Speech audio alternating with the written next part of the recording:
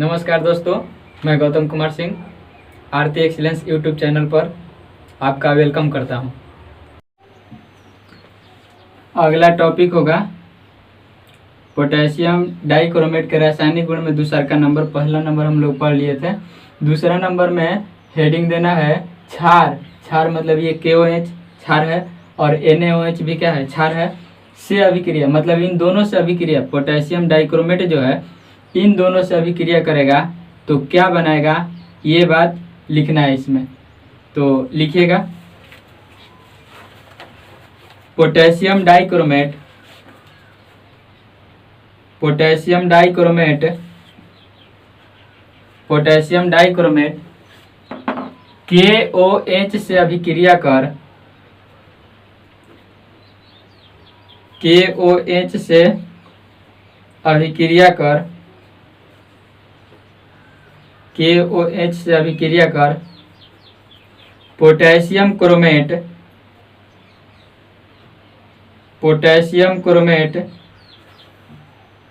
Potassium chromate bracket में formula हो जाएगा ये, ब्रैकेट में ये फार्मूला पोटेशियम क्रोमेट ब्रैकेट में ये फार्मूला तथा जल बनाता है, तथा जल बनाता है, तथा जल बनाता है। मतलब बोला गया ये बात कि जब पोटेशियम डाइक्रोमेट, पोटेशियम डाइक्रोमेट मतलब K2Cr2O7 ये जो है जब अभिक्रिया करेगा किनके साथ, क्षार में इस KOH के साथ, जब KOH के साथ अभिक्रिया करेगा तो बोला गया है कि यह बनाता है पोटेशियम क्रोमेट। ये पोटेशियम डाइक्रोमेट है, क्षार KOH के साथ जब अभिक्रिया करेगा तो ये बनाएगा पोटेशियम क्रोमेट। पोटेशियम क्रोमेट मतलब K2Cr2O4 ये बनाएगा और साथ में बनाएगा, और साथ में बनाएगा H2O। ऐसा लिखा गया कि ये बनाता है, मतलब पोटेशियम डाइक्रोमेट KOH के साथ अभिक्रिया करके पोटेशियम क्रोमेट और जल के निर्माण करता है, ऐसा लिखा गया है। तो लिखा जाए इस समीकरण को।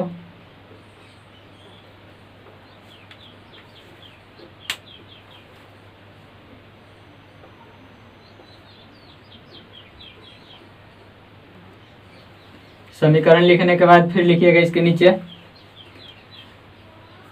Potassium dichromate, potassium dichromate, potassium dichromate,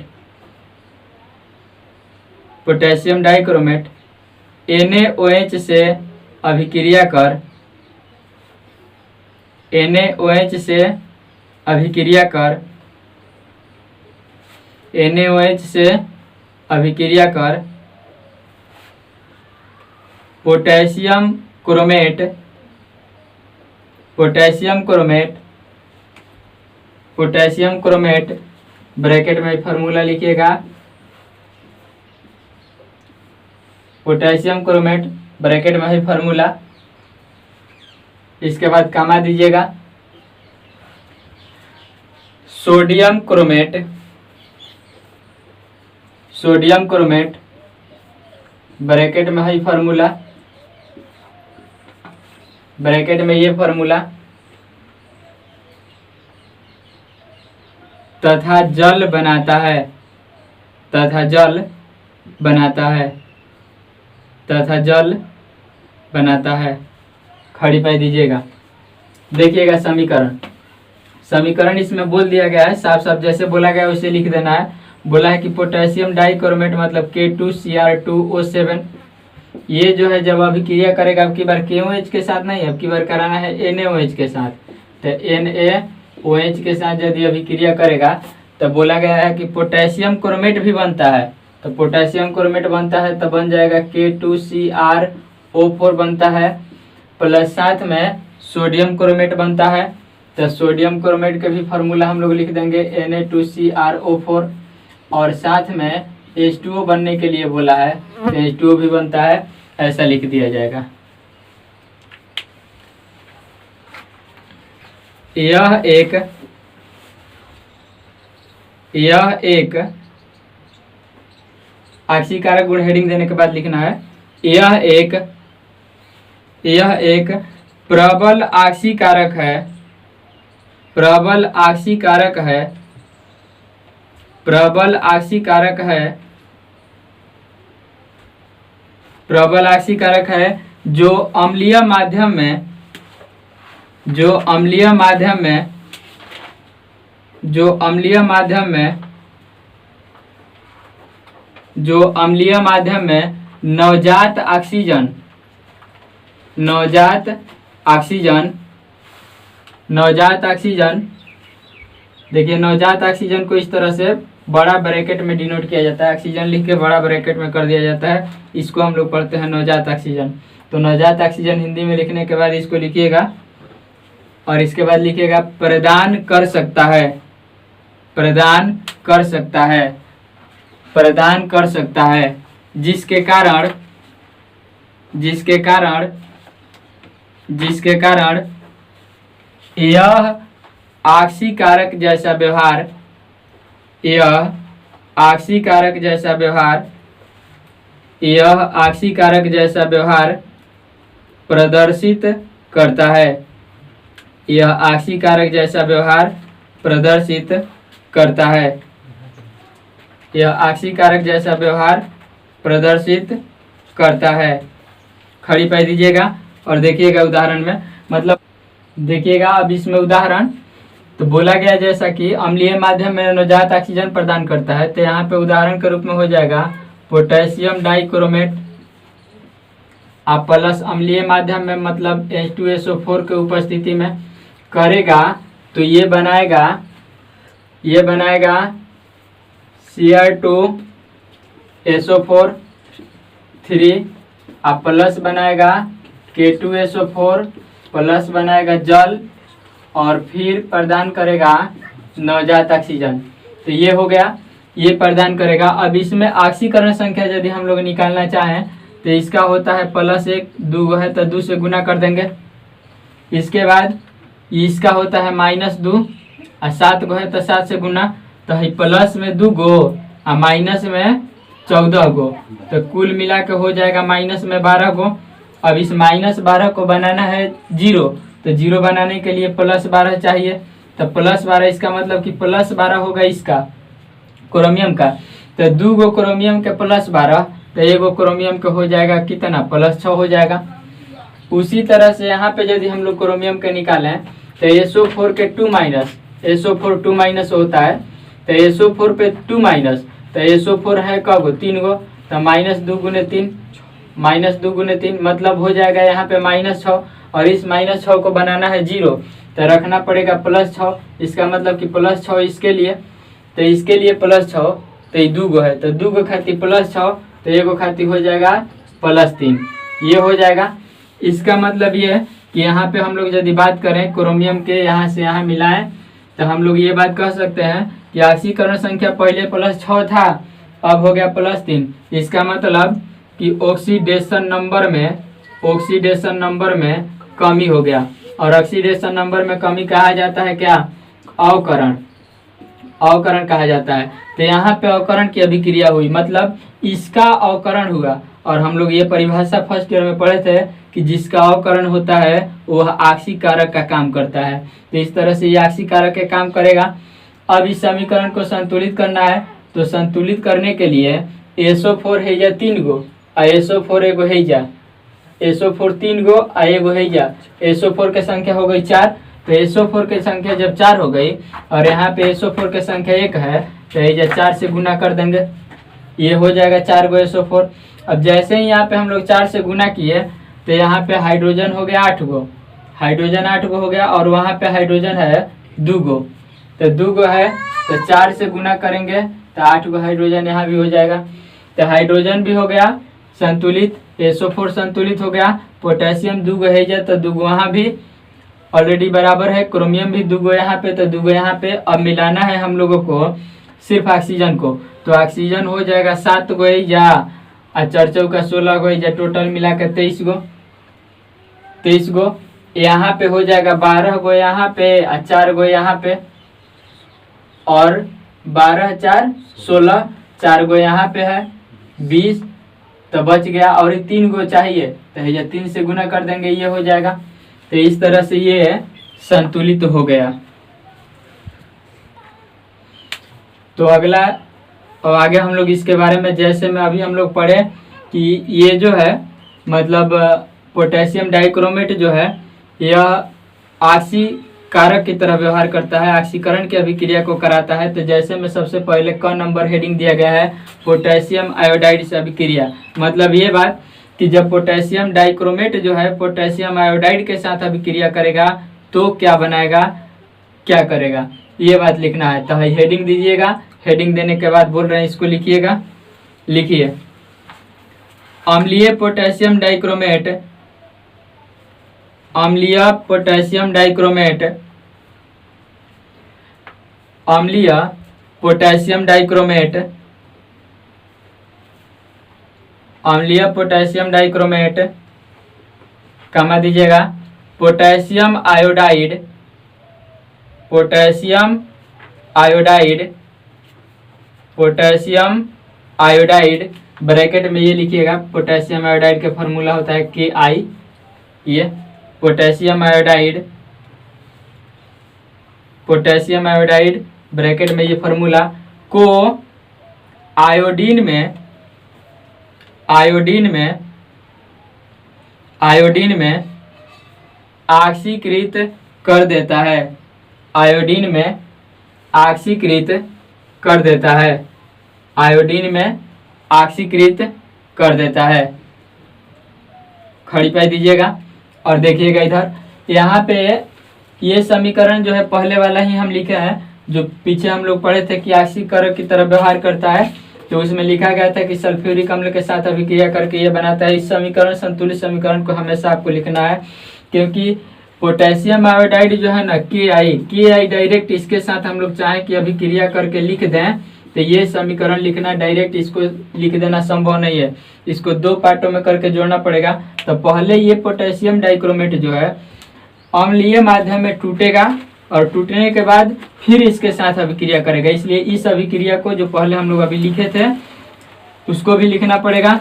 और इसके साथ अब जब हम लोग अभिक्रिया कराएंगे, ऐसा हम लोग पी ब्लॉक में भी इस तरह की अभिक्रियाएं पढ़े थे हम लोग, तो यहाँ पे पोटेशियम आयोडाइड हो गया।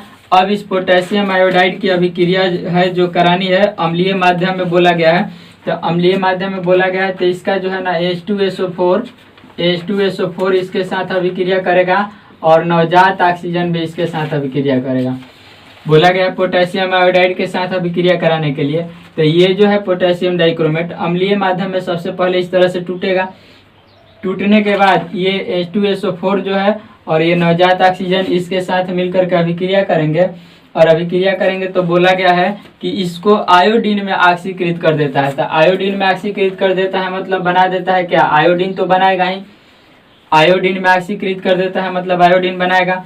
अब देखिए SO4 पे 2 माइनस होता है, SO4 पे 2 माइनस होता है, यानी कि SO4 पे माइनस होता है, और यहाँ पे पोटेशियम है, अब पोटेशियम पे होता है प्लस, तो हाई प्लस वाला हाई माइनस वाला मिल जाएगा एक साथ। पोटेशियम पे प्लस होता है, SO4 पे 2 माइनस होता है, तो ये दोनों एक साथ मिलेंगे और मिल करके बना देंगे K2SO4। यहाँ पे मिल करके ये बना देंगे K2SO4 बना देंगे। अब प्लस साथ में ये जो हाइड्रोजन है, ये हाइड्रोजन इसके साथ मिलेगा और मिल करके ये बना देगा यहाँ पे H2O, जल बना देगा। एक बार फिर से समझिएगा, बोला गया कि आयोडीन में ऑक्सीकृत हो जाता है, तो ये तो ऑलरेडी आयोडीन बन जाता है। इसके बाद है पोटेशियम धातु है प्लस वाला, यस इसके साथ मिलेगा और मिल करके K2SO4 बनाएगा। हाइड्रोजन जो बचा यह ऑक्सीजन के साथ मिल करके जल के निर्माण करेगा। अब इसमें इन दोनों समीकरण को संतुलित करेंगे, तब पीछे वाला जो समीकरण है हम ऑलरेडी पहले को ही लिख दिए हैं, उसको मिटाए नहीं है। अब नीचे वाला नीचे वाला समीकरण को संतुलित करेंगे और संतुलित करके इसको जोड़ेंगे। तो संतुलित करने के लिए देखिएगा ध्यान से, यहाँ पे पोटेशियम 2 गो है, हैजा पोटेशियम 1 गो है, तो बराबर करने के लिए हैजा 2 से गुना करेंगे। 2 से यहाँ पे जैसे ही गुना करेंगे यहाँ पे आयोडीन भी 2 गो हो जाएगा, बराबर हो जाएगा। हाइड्रोजन की बात करें तो हाइड्रोजन यहाँ पे 2 गो, तो वहाँ भी हाइड्रोजन 2 गो है। SO4 1 गो, तो SO4 1 गो, अब यहाँ पे संतुलित जो नहीं है, संतुलित ऑलरेडी लग रहा है कि सब है, हाँ सब है, संतुलित सब है। अब इसमें संतुलित किसी को करना नहीं है। अब यहाँ पे इसको जोड़ेंगे हम लोग और जोड़ करके नवजात ऑक्सीजन को कटाएंगे। लेकिन नवजात ऑक्सीजन को कटाने के लिए ऊपर में नवजात ऑक्सीजन की संख्या 3 है और नीचे नवजात ऑक्सीजन की संख्या 1 है, तो ये जब बराबर होंगे तभी कट पाएंगे। तो बराबर करने के लिए नीचे वाले समीकरण में हम लोग 3 से गुना कर देंगे, क्योंकि ऊपर नवजात ऑक्सीजन की संख्या 3 तो नीचे हूँ 3 को होगा तभी तक कट पाएगा। तो नीचे 3 से गुना कर देंगे और जैसे ही 3 से गुना करेंगे ये नवजात ऑक्सीजन और ये नवजात ऑक्सीजन आपस में कट जाएंगे और बाकी को जोड़ करके लिख देना है। तो जोड़ करके लिखना है तो देखिएगा ध्यान से, लिखते हैं हम यहाँ पे। ये जो है K2Cr2O7 प्लस 4 गो H2SO4, 4 गो H2SO4 ये हो गया। अब यहाँ पे हो जाएगा कि यहाँ पे प्लस 6 गो हो जाएगा KI, 3 से गुना करेंगे 2 गो KI है, 3 से गुना करेंगे तो 6 गो KI हो जाएगा, ये हो गया। इसके बाद प्लस 3 गो फिर H2SO4 हो जाएगा, 3 से गुना करेंगे तो 3 गो H2SO4। अब दोनों समीकरण में तीर चिन्ह के है किनारा वाला सबको लिख दिया गया, ये लिख दिया गया यहाँ पे, इसको लिखा गया यहाँ पे जो कहते हैं। इसमें 3 से गुना कराया गया है तो 3 से गुना करके यहाँ पे लिखेंगे और इसमें भी 3 से गुना करके यहाँ पे लिखेंगे। इसके बाद एरो के निशान देंगे हम लोग, तो एरो के निशान देंगे तो यहाँ पे मिल जाएगा, ये जो कहते हैं आ जाएगा, ये आ जाएगा Cr2SO4 यहाँ पे 3 प्लस, देखिएगा ये हो जाएगा K2SO4 प्लस 4 गो H2O प्लस I2 प्लस 3 गो I2 हो जाएगा, ये हो जाएगा 3 गो I2, क्या कि 3 से गुना कराया गया है। आई हो जाएगा 3K2SO4 और यहाँ पे हो जाएगा 3H2O। अब इसको हम लोग यदि जोड़ के लिखें तो यहाँ पे मिल जाएगा हम लोगों को K2Cr2O7 प्लस 4 गो H2SO4 और 3 गो H2SO4, 7 गो H2SO4 हो जाएगा, 7 गो H2SO4 हो जाएगा। इसके बाद KI ये बच गया 6 गो KI। अब तो इधर का सब खत्म, इधर का टोटल खत्म हुआ, अब उधर वाला देखना है। तो यहाँ पे ये Cr2SO4 यहाँ पे 3 प्लस, देखिए K2SO4 एक यहाँ पे है और 3 गो यहाँ पे है, तो ये हो जाएगा 4 गो K2SO4, 4 गो K2SO4 प्लस 3 गो I2, 3 गो I2 प्लस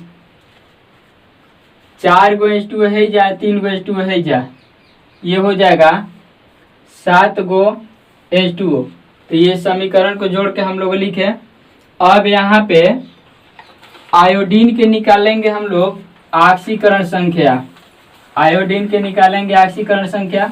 तो आयोडीन के ऑक्सीकरण संख्या यहाँ पे हो जाएगी 0, वहाँ पे ऑक्सीकरण संख्या 0, क्योंकि मुक्त अवस्था में यानी कि अकेले अकेले ऑक्सीकरण संख्या हमेशा 0 यानी कि 0 होता है। और यहाँ पे बात करें तो पोटेशियम के +1 तो आयोडीन के -1, तो यहाँ पे आयोडीन के ऑक्सीकरण संख्या आया -1 और वहाँ पे आया 0। इसका मतलब कि ऑक्सीकरण संख्या मतलब ऑक्सीडेशन नंबर में हो रहा है वृद्धि, ऑक्सीडेशन नंबर में वृद्धि हो रहा है, मतलब ऑक्सीकरण संख्या जो है वह बढ़ रहा है। माइनस से क्या हो रहा है, 0 हो रहा है, तो ऑक्सीकरण संख्या बढ़ रहा है मतलब वृद्धि हो रहा है।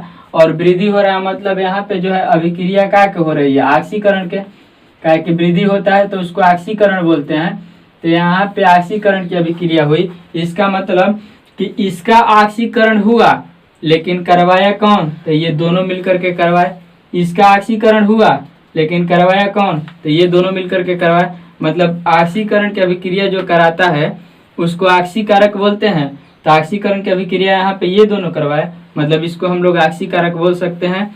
यानी कि इस तरह से हम लोग कह सकते हैं कि पोटेशियम डाइक्रोमेट जो है अम्लीय माध्यम में ऑक्सीकारक की तरह व्यवहार करता है।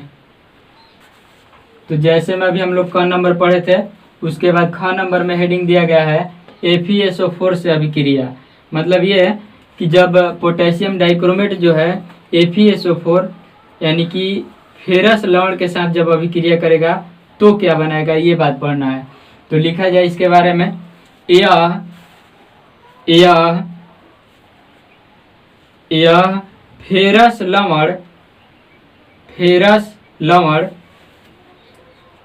लवण ब्रैकेट में इस तरह से लिखिएगा Fe2+, मतलब Fe2+ को फेरस पढ़ते हैं हम लोग।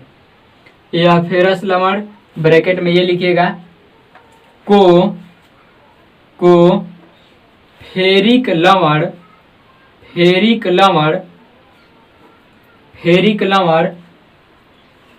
ब्रैकेट में लिखिएगा Fe3+। फेरिक लवण को Fe3+, मतलब फेरिक पढ़ते हैं किसको? Fe3+ को फेरिक पढ़ते हैं। में ऑक्सीकृत कर देता है, में ऑक्सीकृत कर देता है। कहने का मतलब यह है कि ये जो है ना पोटेशियम डाइक्रोमेट जो है यह फेरस लवण को फेरिक लवण में ऑक्सीकृत कर देता है। जैसे पोटेशियम आयोडाइड को आयोडीन में ऑक्सीकृत कर दिया था, उसी तरह से ये जो है अम्लीय माध्यम मतलब इस माध्यम में फेरस लवण को फेरिक लवण में बदल देता है। तो यहाँ पे देखिएगा, सबसे पहले तो ये अभिक्रिया हमेशा लिखना है, सब में लिखना है। और ये जो है फेरस लवण बोला गया, FeSO4 बोला गया, FeSO4 फेरस लवण अम्लीय माध्यम में मतलब H2SO4 भी रहेगा, और इसके साथ अभिक्रिया करेगा ये नवजात ऑक्सीजन।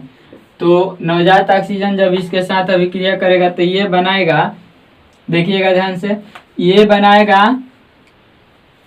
फेरिक लवण में बोला गया कि फेरस लवण को फेरिक में ऑक्सीकृत कर देता था। फेरस ही है, काहे कि एकरा पे देखिए SO4 पे 2- तो एकरा पे 2+ हो जाएगा, ये हो जाएगा फेरस। अब बोला है कि फेरिक बनाता है, तो फेरिक के लिए हम लोग Fe3+ यूज करते हैं। SO4 पे होता है का -2, तो हैजा 3 हैजा 2, तो तिरछा तिरछी गुना करेंगे हम लोग, तो ये बन जाएगा Fe2 SO4 ब्रैकेट में करके नीचे 3 लिखेंगे। मतलब ये हो जाएगा फेरस लवण का फॉर्मूला, फेरिक लवण का फॉर्मूला। ये जो है फेरस का है, और ये हो जाएगा फेरिक लवण का फॉर्मूला, क्योंकि 3+ वाला को फेरिक पढ़ते हैं हम लोग। तो यहाँ पे ये जो है ऑक्सीकृत हो जाता है फेरिक लवण में, तो यहाँ पे फेरिक लवण का हम लोग फॉर्मूला लिख देंगे इस तरह से। अभी हम लोग लिख के देखे थे कैसे ही फॉर्मूला आता है। इसके बाद ये तो बन गया, इसके बाद बनेगा हाइड्रोजन और ऑक्सीजन मिल करके, हाइड्रोजन और ये ऑक्सीजन मिल करके ये बना देंगे, यहाँ पे H2O मतलब जल बना देंगे। अब पता करेंगे कि क्या ये समीकरण संतुलित है कि नहीं है। तो संतुलित है कि नहीं ये बात देख लेते हैं। तो यहाँ पे देखिएगा Fe1 आहुजा है Fe2, तो ये संतुलित नहीं है। तो Fe को बराबर करने के लिए है या 2 से गुना करना पड़ेगा। यहाँ पे जैसे ही 2 से गुना किए तो SO4 है या 2 SO4 है या 1 SO4 3 हो गया उधर भी। अब H2 ऑक्सीजन हाँ संतुलित है ऑलरेडी। अब ये संतुलित तो है, लेकिन अब इसको हम लोग को क्या करना है, इसको जोड़ देना है। लेकिन जोड़ने के पहले नवजात ऑक्सीजन को कटाना भी है, और नवजात ऑक्सीजन कटेगा तब जब दोनों समीकरण में संख्या उसकी बराबर होगी। तो ऊपर नवजात ऑक्सीजन की संख्या वहाँ पे 3 है, और यहाँ पे नवजात ऑक्सीजन की संख्या 1 है। तो बराबर करने के लिए इसमें 3 से गुना करना पड़ेगा। तो इस समीकरण में हम गुना करेंगे 3 से, और 3 से गुना जैसे ही करेंगे नवजात ऑक्सीजन का हो जाएगा, बराबर होकर कट जाएगा। और दोनों समीकरण को जोड़ देना है। तो दोनों समीकरण को देखिए अब की बार डायरेक्ट जोड़ते हैं। ये हो जाएगा K2Cr2O7, ये हो गया। इसके बाद यदि हम लोग बात करें तो हेजा H2SO4 है और नीचे वाला में भी H2SO4 है। यहाँ पे H2SO4 है 4 गो और नीचे वाला में भी H2SO4 है कई गो, 3 गो, कहे कि 3 से गुना कराया गया है। तो हेजा H2SO4 3 गो और हेजा H2SO4 4 गो, कुल मिला के डायरेक्ट हेजा लिख देंगे H2SO4 का तना 7 गो हो जाएगा H2SO4। आई बात है समझ में। यहाँ पे 4 गो H2SO4 और दोनों समीकरण को जब जोड़ेंगे तो हेजा नीचे 3 से गुना कराए तो 3 गो H2SO4, तो 3 गो 4 गो 7 गो H2SO4 हो गया। इसके बाद हई जो है इसको 3 से गुना जब कराएंगे तो ये 2 गो है, 3 से गुना कराएंगे तो ये हो जाएगा 3 दूनी 6 गो, तो ये हो जाएगा 6 गो FeSO4। ये हो गया इधर का, एरो का निशान देंगे। अब यहाँ पे इसको जो कहते हैं लिखेंगे तो ये हो जाएगा Cr2SO4, यहाँ पे 3, यहाँ पे ये जो है K2SO4 जो कहते हैं रह जाएगा, K2SO4 जो कहते हैं रह जाएगा। अब यहाँ पे देखिएगा 4 गो H2O और 3 से गुना कराए हैं तो 3 गो H2O, 4 गो H2O 3 से गुना कराए हैं तो 3 गो H2O, कुल मिला के हो जाएगा 7 गो H2O, 7 गो H2O और प्लस अभी है बाकी रह गया है तो 3 से गुना कराएंगे तो ये हो जाएगा 3 गो, 3 से गुना कराएंगे तो ये हो जाएगा 3 गो FeSO4 और यहाँ पे 3 हो जाएगा। तो ये हो गया सारा समीकरण। एक मिनट, H2O होगा यहाँ पे, केवल H2O होगा यहाँ पे, H2O।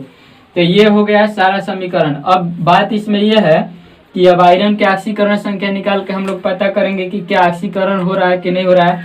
तो यहाँ पे आयरन है यहाँ पे, और इधर देखें तो यहाँ पे आयरन है, यहाँ पे 2 होगा, यहाँ पे ये, तो यहाँ पे आयरन है।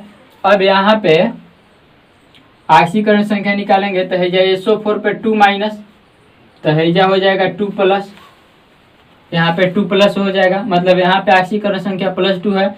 और यहाँ पे ऑक्सीकरण संख्या की बात करें तो हेजा -2 एक गो SO4 पर, SO4 की संख्या है 3 गो, तो 3 से गुना कर देंगे तो ये हो जाएगा कितना -6, 3 से गुना कर देंगे तो -6 हो जाएगा।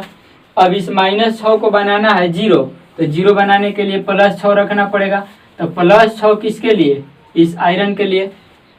तो 2 गो आयरन खाती प्लस में 6, तो 1 गो आयरन खाती प्लस में 3 हो जाएगा। तो यहाँ पे ऑक्सीकरण संख्या क्या हो जाएगा +3 हो जाएगा। यानी हम लोग यदि ये बात कहें कि ऑक्सीकरण संख्या इजा +2 था और इजा +3 हो गया, तो कह सकते हैं कि ऑक्सीकरण संख्या में यानी कि ऑक्सीडेशन नंबर में वृद्धि हो रहा है, और यही वृद्धि तो कहलाता है ऑक्सीकरण, यही वृद्धि तो कहलाता है ऑक्सीकरण। यानी कहने का मतलब ये है कि इस समीकरण में भी ऑक्सीकरण हुआ, तो ऑक्सीकरण इसका हुआ जरूर, लेकिन करवाया कौन, तो ये दोनों मिलकर करवाए होंगे। इसका मतलब कि ये दोनों ऑक्सीकारक की तरह व्यवहार करते हैं। अगला उदाहरण है ग नंबर H2S से अभिक्रिया। इसको परीक्षा 2011 में पूछ दिया गया था कि क्या होता है जब H2S की अभिक्रिया अम्लीय पोटेशियम डाइक्रोमेट के साथ कराया जाता है। क्या होता है जब H2S की अभिक्रिया अम्लीय पोटेशियम डाइक्रोमेट के साथ कराया जाता है। तो क्या होता है अभी हम लोग देखेंगे इस बात को। तो ये जो है इसको जो है ये ऑक्सीकृत कर देता है, हम लोग जानते हैं कि ऑक्सीकृत कर देता है क्योंकि यह ऑक्सीकारक होता है। तो लिखा जाए इसके बारे में, हेडिंग दीजिएगा H2SO से अभिक्रिया, H2S से अभिक्रिया। हेडिंग देने के बाद लिखिएगा यह H2S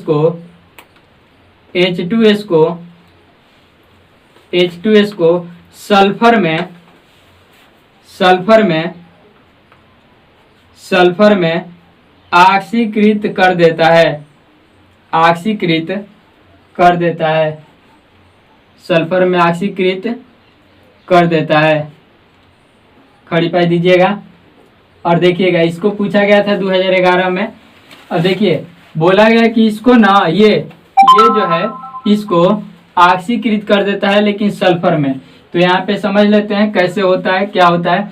यहाँ पे देखिए H2SO4 जो है, H2SO4 नहीं, H2S जो है, ये जो है अभिक्रिया कर लेता है इसके नवजात ऑक्सीजन से, इसके नवजात ऑक्सीजन से अभिक्रिया कर लेता है। और नवजात ऑक्सीजन से जैसे ही ये अभिक्रिया करता है, ये इससे अभिक्रिया नहीं करता है, अम्ल से ये अभिक्रिया नहीं करता है, सिर्फ नवजात ऑक्सीजन से करता है। तो ये जैसे ही नवजात ऑक्सीजन के साथ अभिक्रिया करता है, तो बोला गया कि यह जो है H2S जो है सल्फर में ऑक्सीकृत हो जाता है। तो सल्फर में ऑक्सीकृत हो जाता है मतलब ये कि ये सल्फर बनाएगा, सल्फर में ऑक्सीकृत हो जाता है मतलब सल्फर बनाएगा। अब प्लस हाइड्रोजन और ऑक्सीजन मिलके ये H2O बना देंगे, मतलब जल बना देंगे, जल बना देंगे। अब हम लोगों को इन दोनों समीकरण को जोड़ देना है, लेकिन जोड़ने के पहले नवजात ऑक्सीजन को कटाना पड़ेगा। और नवजात ऑक्सीजन को कटाने के लिए नीचे वाला समीकरण में 3 से गुना करना पड़ेगा। तो नीचे वाला समीकरण में 3 से हम लोग गुना करते हैं। यहाँ पे 3 से गुना जैसे ही करेंगे, हाई नवजात ऑक्सीजन 3 हुआ, हाई नवजात ऑक्सीजन 3 को कट जाएगा। अब दोनों समीकरण को जोड़ देना है। तो जोड़ने के लिए यहाँ पे ये जो है K2SO4 जो कहते हैं रह जाएगा, K2SO4 नहीं, K2Cr2O7 ये जो कहते हैं रह जाएगा, प्लस 4 गो H2SO4, 4 गो H2SO4 अब प्लस 3 से गुना कराए हैं तो है 3 गो H2SO हो जाएगा, 3 गो H2SO हो जाएगा। अब एरो के निशान देंगे क्योंकि समीकरण में, दोनों समीकरण में तीर चिन्ह के बाएं साइड वाला टोटल बातें लिख दी गई। तो अब इसके बाद तीर चिन्ह दे करके उधर वाला लिखेंगे। तो इसको तो जो कहते हुए लिखना पड़ेगा Cr2SO4 यहाँ पे 3 प्लस ये K2SO4 अब प्लस यहाँ पे देखिए 4 गो H2O है, या 3 से गुना कराए तो 3 गो H2O, तो 4 गो H2O और 3 गो H2O मिला के यह हो जाएगा 7 गो H2O, 7 गो H2O अब प्लस है सल्फर जो है 3 से गुना कराएंगे तो 3 गो सल्फर भी हो जाएगा, 3 गो सल्फर हो जाएगा। तो अब 3 गो सल्फर जब हो गया, अब हम लोगों को सल्फर के ऑक्सीकरण संख्या पता करना है। तो सल्फर के ऑक्सीकरण संख्या के लिए ये सल्फर जो है अकेले है, और अकेले है मतलब मुक्त अवस्था में है, तो किसी भी परमाणु का जो मुक्त अवस्था होता है उसमें ऑक्सीकरण संख्या उसका 0 होता है। तो वहाँ पे उसका ऑक्सीकरण संख्या 0 यानी कि 0 लिख दिया गया। यहाँ पे यदि बात करें तो हाइड्रोजन के प्लस 1, तो ये गो हाइड्रोजन के प्लस 1 तो 2 गो है तो 2 से गुना कर देंगे, तो 2 गो हाइड्रोजन के हो गया प्लस 2। इसको बनाना है 0, तो 0 बनाना है तो -2, और ये -2 किसके लिए आ जाएगा, इस सल्फर के लिए, यानी कि इस सल्फर का ऑक्सीकरण संख्या -2। तो ऑक्सीकरण संख्या माइनस से 0 हुआ मतलब बढ़ रहा है। तो यहाँ पे हम लोग कह सकते हैं कि ऑक्सीडेशन नंबर में फिर से मतलब ऑक्सीकरण संख्या में यहाँ पे फिर से वृद्धि हो गई, और ये वृद्धि कहलाता है ऑक्सीकरण, ये वृद्धि कहलाता है ऑक्सीकरण। मतलब H2S का ऑक्सीकरण हुआ और करवाया होगा किसने, तो इन दोनों ने मिलकर के करवाई है, मतलब यह ऑक्सीकारक के काम करता है। देखिए अब डी नंबर में हम लोग पढ़ेंगे K2Cr2O7 यानी कि पोटेशियम डाइक्रोमेट के उपयोग। सबसे पहले पोटेशियम डाइक्रोमेट में हम लोग ए नंबर में पढ़े थे बनाने का विधि, बी नंबर में था भौतिक गुण, सी नंबर में उसका रासायनिक गुण अभी समाप्त हुआ, और अब डी नंबर में इसका उपयोग पढ़ेंगे। तो 1 नंबर दीजिएगा रोमन अंक में और लिखिएगा इसका उपयोग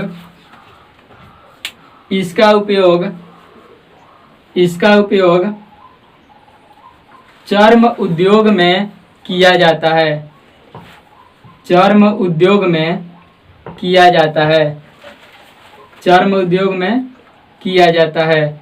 खड़ी पाई दीजिएगा। मतलब बतलाया गया इसमें ये बात कि ये जो है पोटेशियम डाइक्रोमेट, इसका उपयोग चर्म उद्योग मतलब चमड़े की वस्तु बनाने में इसका उपयोग किया जाता है, ये बात 1 नंबर में लिखा गया। इसके बाद 2 नंबर दीजिएगा रोमन अंक में, और 2 नंबर में लिखिएगा रंग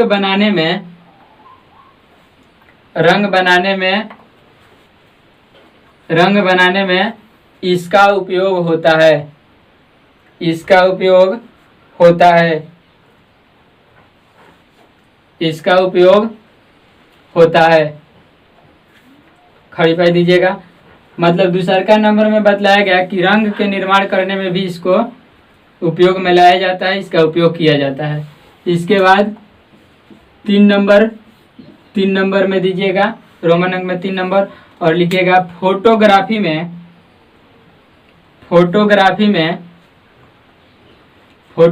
में इसका उपयोग होता है। इसका उपयोग होता है। खड़ी पाई दीजिएगा। मतलब फोटोग्राफी के लिए भी इसका उपयोग किया जाता है। आगे 4 नंबर दीजिएगा और 4 नंबर में लिखिएगा क्रोम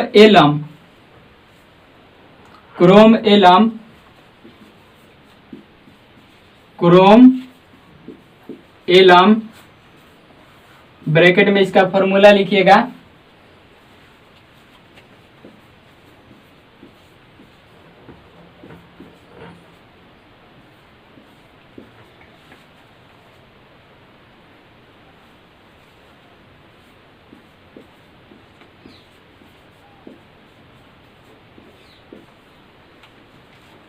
क्रोम एलम, ब्रैकेट में इसका फॉर्मूला ये लिखा है K2SO4 Cr2SO4 होल थराइस 24H2O।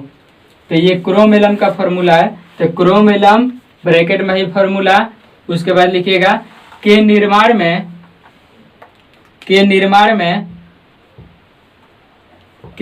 में इसका उपयोग किया जाता है।